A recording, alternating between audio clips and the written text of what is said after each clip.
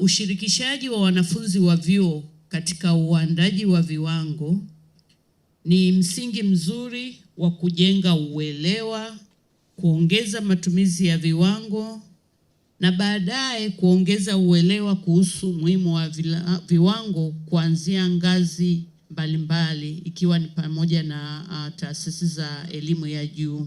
Haya kwa kweli ni mafanikio makubwa na yanaonyesha kuwa uelewa wa jamii kuhusiana na masuala ya viwango unaendelea kukua kwa kasi siku hadi siku. Ushiriki wenu umeonyesha kuwa mna dhamira ya dhati ya kujifunza na kuchangia jitihada za serikali za kukuza uelewa na matumizi ya viwango hapa nchini.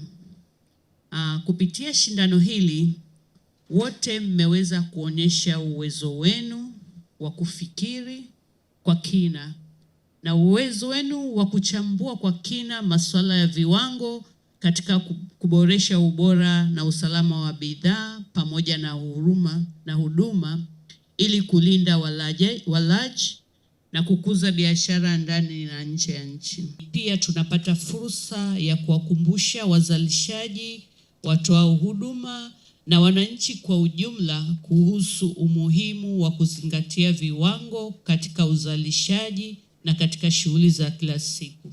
Shindano hili limehusisha wanafunzi na vijana kutoka katika vyuo mbalimbali nchini, likilenga kuongeza uelewa juu ya umuhimu wa viwango katika maendeleo ya kiuchumi na kijamii.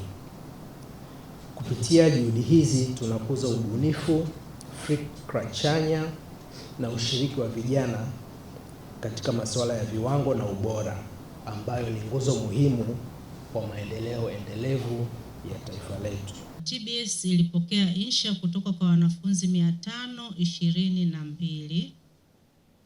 Wanawake walikuwa 230 na wanaume 292.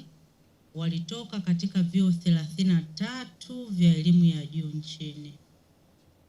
Kila insha ilisomwa na kusahihishwa na kila jaji. Washindi wa shindano hili walipatikana kwa kuzingatia vigezo na mwongozo wa kusahihisha, yani marking scheme, uliotolewa na ARSO.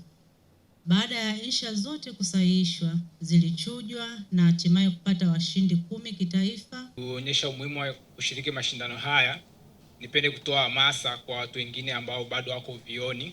Kwa wale ambao watakuwa wanapata nafasi ya kuendelea kushiriki mashindano haya, ni wapende kuwatia moyo waendelee kushiriki. Hata kwa wale ambao walishiriki wa kupata nafasi ya kufika hatua hii, ni watie moyo waendelee kushiriki pasipo kuchoka, kwa sababu apart from faida ambazo tumezipata za kutambulika kama hivi, kuna faida za maarifa na elimu ambayo unaipata kuhusiana na viwango na umuhimu pia wa uendeshaji wa biashara kufuata taratibu za TBS.